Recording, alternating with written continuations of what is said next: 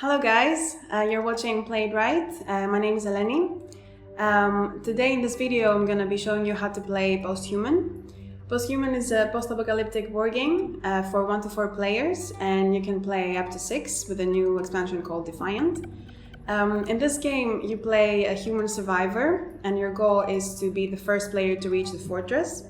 The interesting thing about this game is that all players start off as humans, but during the game you might be forced to, or you might choose to switch sides and turn mutant.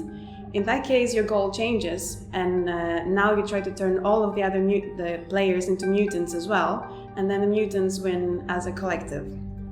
I'm gonna start by showing you how to quickly set up the board and all the components. Setting up the board. This is the central board, and here you place the player's meeples, the event cards, and the deck of tiles. Around it you place the mutant minions, the human minions, the encounter cards for level 1, next for level 2 and level 3, the followers, the mutant scar cards, the mutant action cards, the skills, the equipment, the weapons, and the supply cards. The red dice are used in melee combat, the blue ones are used for the shooting combat, and the 2 green ones are the defense dice. We will talk about the rest of the components as they come into play later on. You can see the journey track towards the fortress of all players on the central board, but each player with the use of the tiles gradually creates his own map, which represents his individual journey with different surroundings and different encounters. So to get started, choose a color for your meeples, get the starting tile and place your meeple on it, as well as on the grey circle on the central board. Now you're ready to meet your character. Characters and stats. You can either play with a pre-made character or you can make your own custom character. But it's better to either decide that all players will play with custom characters or that all will play with pre-made ones. The character sheet shows your abilities, your health, your morale, your hunger state, and the space available in your backpack. The characteristics are quite intuitive and they differentiate one player from the other. Strength, for example, shows how tough you are physically. Stronger players have higher health stats because your starting and maximum health is equal to your strength plus 3. Also, stronger players cause more damage to their opponents.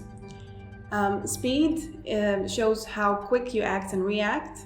Faster players usually shoot before their opponents and are better at avoiding encounters by running away. The mind represents your intelligence and willpower. Smarter characters usually can influence their morale, as your starting and maximum morale equals your mind plus 3. Also, smarter characters start with more skill cards and they get rerolls during combat. Melee represents your ability in close physical combat, and it influences how many red dice you get to roll during combat, and that increases your chances of surviving the combat. Shooting is your ability to use weapons and influences how many blue dice you get to roll in a ranged combat. If you choose a pre-made character, start by placing the stat tokens into their slots according to the stat values of your character. If you make your own character, then you have a total sum of 10 development points to spend across the 5 abilities. But all stats start at 2, so that means that the lowest value a stat can have is 2, and you don't need any development points for that.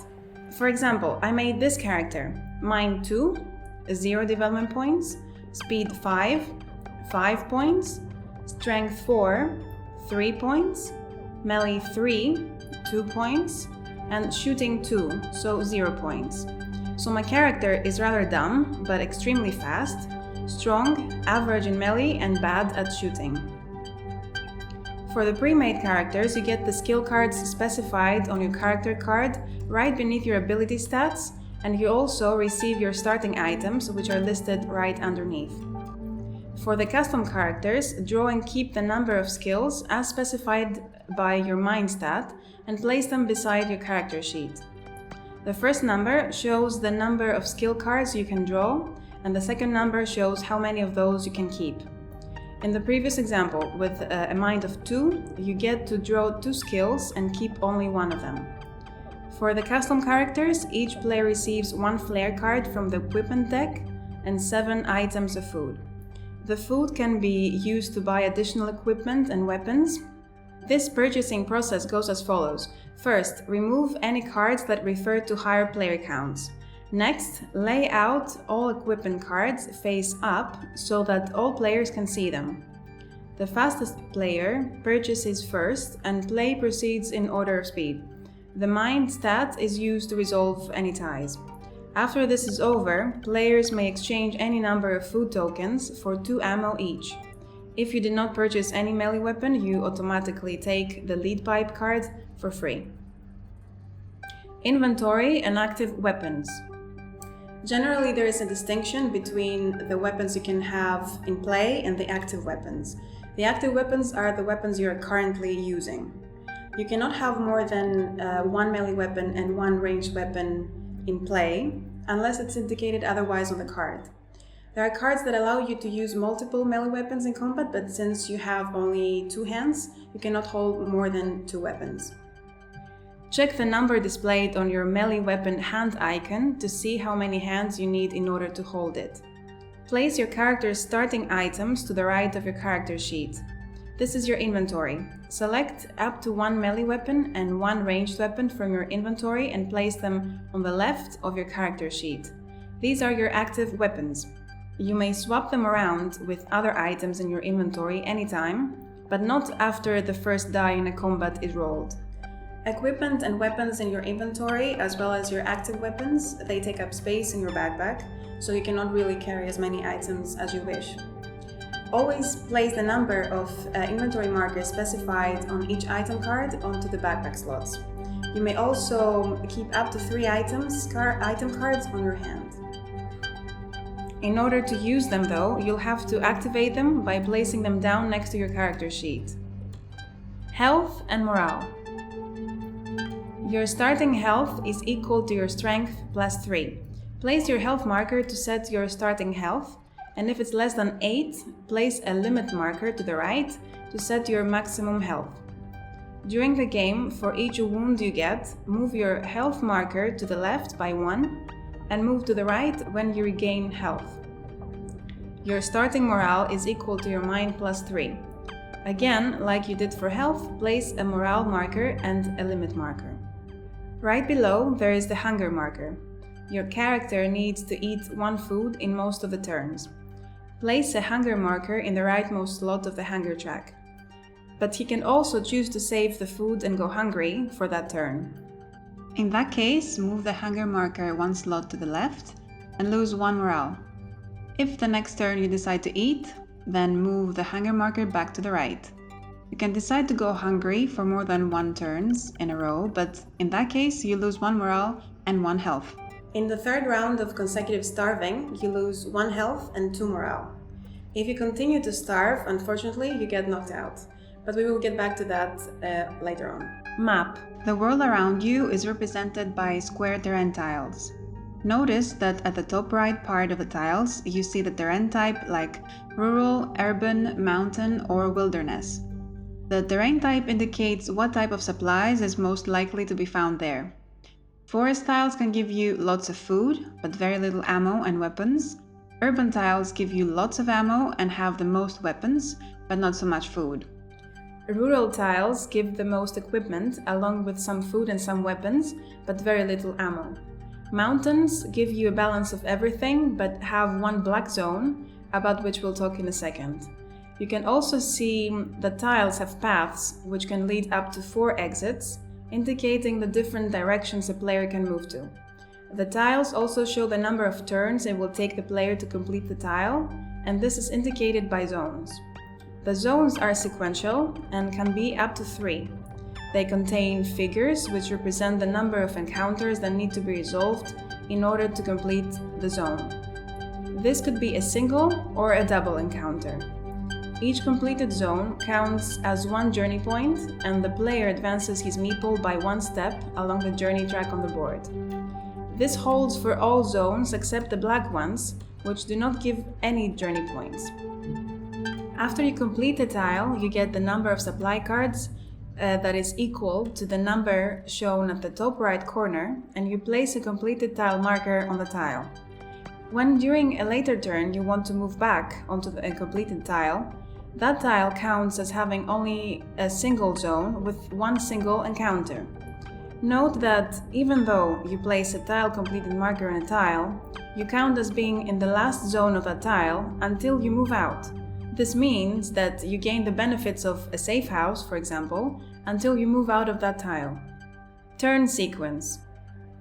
In each turn you go through 5 phases: event resolution, eating, declaring action, trade, and play your action. Event resolution. At the start of each turn, the starting player draws an event card, reads it out, and the effects are carried out. The type of the events can be either regular or seasonal. Regular events usually last 1 turn, while seasonal events generally last until a new seasonal event is drawn. Eating. All players have to discard 1 food to be considered fed, except for the players who are in a safe house, which are the light blue zones. Declare action. All players select 1 action card and they place it face down on the table. Human players choose one of the following: camp, scout, move, or forage. Mutant players may select 1 card from their hand. Then all humans reveal the cards at the same time, and the mutants do not reveal their actions until they come into play as indicated in their cards. Trade. Players on terrain tiles with the same terrain type symbols, for example rural or urban, may trade any items, food, or ammo with each other. Players on different terrain tiles can also trade if they use their starting flair or skills that allow them to do so. Both items in play and in the player's hands may be used for trade. However, any items you receive from a trade must be put in your inventory, so don't forget to add the inventory markers accordingly. Play your action. The order of the action resolution is represented by a number on the card. First, all camping actions take place at the same time. The rest of the actions are carried out by each player separately in clockwise order, following the sequence of forage, scout, move, and then finally the mutant player's actions. Camp. While camping, you gain 2 health. If you're in a safe house, you gain 1 additional health or morale, and you don't need to pay any food. While camping, you may offer to use your skills or equipment that have relevant abilities to other players out of generosity or in exchange for food, item, or ammo, or for future favors. But remember, the actual trading of the cards happens at the trading phase. Forage. You can forage only completed tiles, meaning the tiles that all the encounters have been carried out and all supplies have been collected from them, and there is a tile completed marker on them. Each tile can only be foraged once. To forage, you draw 1 supply card from the same terrain type you are on. Note that tiles without supply icons cannot be foraged. After you forage, don't forget to flip over the tile completed marker to mark that this tile has been foraged. Scout. Scouting helps you plan your move at a later turn on a tile that is more favorable for you. Also, you can only scout when a tile is completed, like in foraging. When scouting, you draw a number of terrain tiles equal to the number of vacant exits on your current tile. Make sure that the exit on your new tile matches the exit on your current tile. Move. If you are on a tile that was completed on the previous turn, then you may either draw a new tile, connect it with your current tile, and move into its first zone with the encounters it brings, or you may move to an adjacent connected tile. You may also choose to stay where you are, in which case your turn ends. If you're currently on a tile that is completed, just move to the next zone of the tile and resolve the encounters. Then we have the mutant player actions, which we'll explain later on. Let's go through a round to see how it's played. Let's take a 3-player game. We choose our pre-made characters, the nun, the runner, and the mountaineer, and we set our stats, get our skills, the starting items, and we place all the markers on our character sheets accordingly. First thing we do is open an event card. It's a seasonal event, Winter Depression, and all players lose 1 morale immediately, so we all move the morale marker 1 space to the left. Then it's time for food. Me and the mountaineer eat one food each, and the runner decides to go hungry this turn, so loses one morale. Now it's time for action. We secretly select and then all reveal our chosen action card at the same time. I choose to scout, the runner and the mountaineer choose to move. But before we can do that, it's trading time. The starting tile is a wilderness type of terrain, so we may all trade with each other. I trade 2 ammo for a map with the mountaineer. Scouting goes first before the move action, so I draw 3 terrain tiles, 1 for every unconnected exit on my current tile. It's the runner's turn to play his move action. He draws 1 new tile. It's a forest and has only 1 encounter, so he draws 1 encounter card from the pile with the number 1. The numbers on the encounter card correspond to the level of the encounter according to where you are on the journey track. Initially, all players draw from the level 1 pile. You draw encounters according to the level indicated on the next position on the journey track, which means that if I'm on the last 1 and draw a new encounter, I have to draw from the pile of level 2. I am also allowed to draw encounters from the same level as the position I am on. However, in this case, I do not receive a journey point if I complete the encounter successfully. The runner draws the encounter card. He encounters the net boy. After a combat encounter is revealed, players may choose to either fight or evade it. Also, players may evade once per encounter. In order to evade your opponent, you roll a 6-sided die and you add your speed value to the roll. If you have a modifier card for skills or equipment, you add that too. The same is done for the enemy, and if your score is higher than the enemy's, you successfully evaded the encounter. You place the card on the discard pile and you draw a new encounter, which you will have to fight. However, the runner cannot even try to evade the net boy as indicated in the net boy's card. He ambushes him, so combat begins. Net boy is a mutant creature and his ranged weapon is a net. In a combat round, you may have a shooting phase made up by a single shooting round, followed up by up to 3 melee rounds. The first stat you compare is the speed. The runner is faster than the net boy as he has speed 5, while the net boy has speed of only 2, so he shoots first. Shooting needs ammo, so you immediately discard the amount of ammo indicated on your ranged weapon card. For shooting stats 2, 3 and 4, the player rolls the number of stats minus 1 dice. For shooting 5, you roll 3 dice, and when you roll a skilled shot, it counts as a hit. In the encounter with the net boy, the runner, who shoots first, rolls 2 shooting dice, 1 indicated with a blue dot on his shooting stat, and 1 indicated on his pistol card. Runner rolls an X, which is a miss, and a question mark, which has a different effect depending on the weapon card, in which case is a hit, but the runner has a special skill of steady aim and can re-roll any single shooting die during the shooting phase. So he re-rolls the X roll and gets a range 2 roll this time. Unfortunately, his pistol is of range 1, so this isn't a successful hit. He manages to score 1 hit in total, so he causes 1 wound to the net boy. The net boy loses 1 health, so he is left with only 1. It's the net boy's time to shoot. If the runner had caused him 2 wounds, he would have died, so it wouldn't proceed to him shooting back. The net boy rolls a question mark and a skill shot. The skill shot causes damage only if you have shooting stat of 5 or the appropriate class of weapon expert skill, so in this case does nothing. The question mark is a net as indicated on the mutant's card and does not cause wounds, but instead the runner is down to 2 melee dice for the first round of melee combat. Next up is melee combat.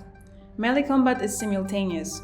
If both sides of the combat have an equal melee stat, then both roll 3 dice. If one of them has a higher melee stat, he rolls 1 more die. So the first thing you do is compare melee stats. The runner has 4 in melee, while the net boy only 2. So the runner rolls 4 dice and the net boy rolls 3. Also, since the runner has a speed stat of 4, he can choose to swap 1 red melee die for 1 green defense die if he wants. The defense dice generally offer you more protection against hits, but they don't cause as much damage to the enemy as the red ones. The runner gets 4 dice, but because the net boy caught him in his net in the shooting round, he's down to 2 dice. He also chooses to swap a red die for a defense die. Both runner and netboy roll simultaneously. The runner rolled a critical attack and a block. The netboy rolled an attack, a question mark, which counts as an attack, and a miss. First, we remove the misses. Then we resolve the blocks. The runner blocks one of the attacks of the netboy. And now we compare the attacks and we deal the wounds. Both have equal amount of attacks, so they both get wounds at the same time. The runner suffers 1 wound from the netboy's attack, so loses 1 health. But also he gets a mutation scar, about which we will come back to later. The netboy suffers 1 wound from the runner's weapon, plus 1 additional wound from the die roll result. The netboy is dead. On the bottom right part of the encounter cards, you can see the rewards you get from successful encounters. The runner gains 1 experience point and keeps the card beside his character sheet. Why do you need experience points? You may spend 3 experience points to get new skills. You can draw 2 skill cards and keep 1 of them. Or you may spend 6 experience points and increase in single stat by 1. If there was a small purple icon with a figure on it, you would gain 1 follower in exchange for 1 food. The runner's encounter was successfully completed. He can now place the tile completed marker on the tile and he can draw a new supply card. He's in a wilderness terrain, so he gets 1 food item and 1 equipment card. Last, he moves his meeple 1 journey point forward on the central board. It's now the mountaineer's turn. He draws a new tile and he moves on to a double encounter. He draws the first encounter card. It's Doomsayer Zealot. She's a human, but comes together with a human minion. When you face multiple enemies, you must resolve 1 round of combat with each of them separately, and you can choose which one to combat first.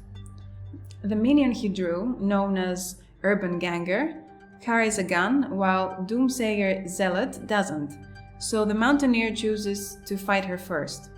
He rolls 3 shooting dice, 2 indicated on his shooting stat, plus 1 indicated on his pistol card.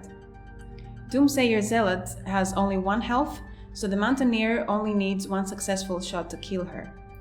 2 shots out of range and 1 question mark, which counts as a hit. Boom, she's dead. Next up is the minion.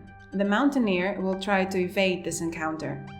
Rolls the 6-sided die, as does the minion. He rolled a 5, while the minion rolled a 4, plus their speed stats, which are equal, makes 7 versus 6, so he successfully evaded this encounter. He draws another minion card. Now he has to fight the gang heavy. This minion doesn't have a gun, so he can try shooting him, but he doesn't want to waste more ammo. He goes straight to melee combat. The mountaineer has a higher melee stat than the minion, so he gets to roll 4 dice and the minion 3. They both roll the dice at the same time.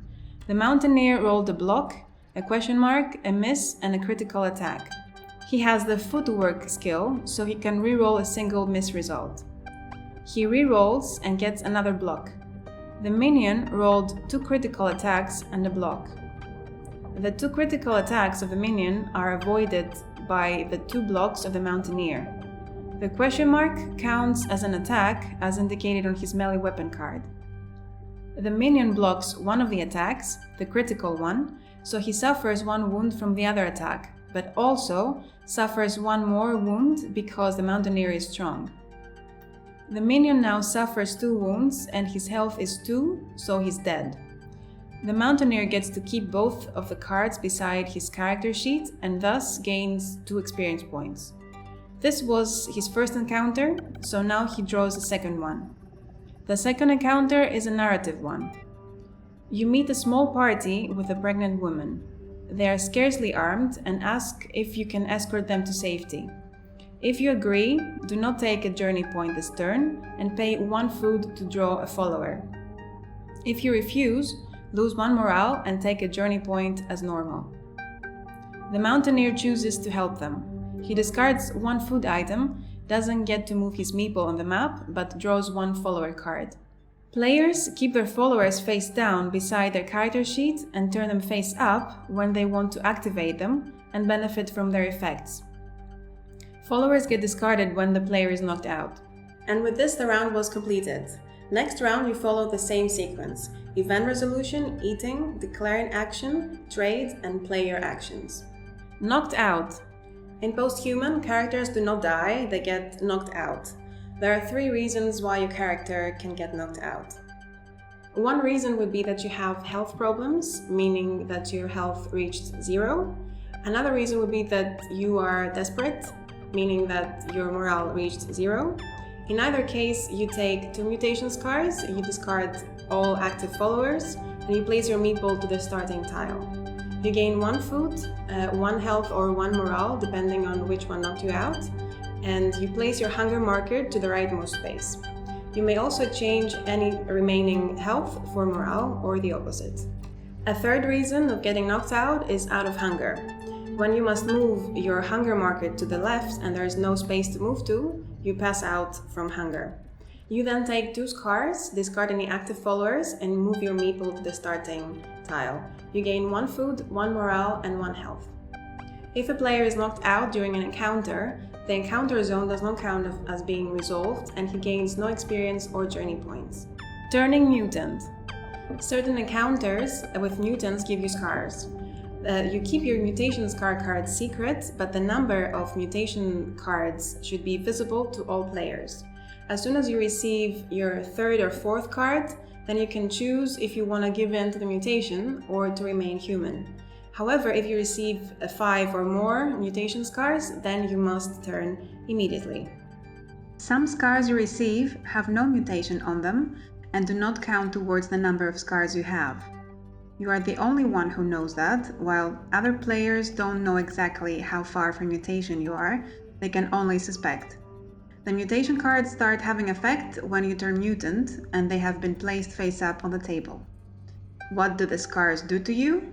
They mutate your whole being, giving you different stats and abilities which can be both increasing or decreasing them. When turning mutant, you remove and discard all your cards except scar cards. You then discard empty scar cards and lay the rest face up in front of you. Now you modify your stats according to your scar cards. No stat can increase above 5 or decrease below 1. Last but not least, you draw 3 mutation action cards and you miss the rest of the turn. Mutant actions.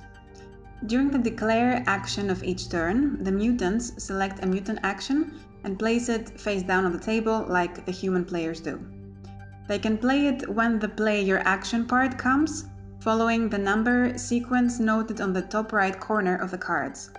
They can either play 1 mutant action card or a default action. The mutant action card allows you to target a specific human player directly and try to cause him scars, wound him, steal items, or even mess with his head. These cards have a terrain type symbol on them, which symbolizes the terrain type of the tiles on which the human player they can target should be on. Mutant players may discuss with each other which actions to play on whom. After you perform your mutant action card, draw new mutant action cards to your hand limit. The hand limit is 3, but it can be more if you have specific mutations that allow it. If you don't want to play a mutant action card, you can choose 1 action from the default actions. You may choose to play a tactics action, which allows you to reconstruct the order of the encounters found in any single encounter pile. You may choose to mutate some more by drawing a new scar, or you may consolidate and discard any number of action cards from your hand and redraw new ones. Game end and winning. If one of the players completes the final zone on the journey track, and they are the only player on that zone until the end of the turn, they are the winner. If there are several players on that last zone by the end of a turn, then they count points from the following: plus 2 points per follower, active or face down, plus 2 points per increased stat, plus 1 point per skill gained from experience points, plus 1 point for every 3 unspent experience points, minus 1 point per empty slot to the right of your hunger marker, and minus 1 point per scar with a mutation on it. If all players are mutants, then the collective of the evolved wins. That was Posthuman in a nutshell. If you have any questions at all, just post them on the comments below. And if you want to dive into the Posthuman atmosphere more, just check out this music playlist. And I hope you enjoy the game.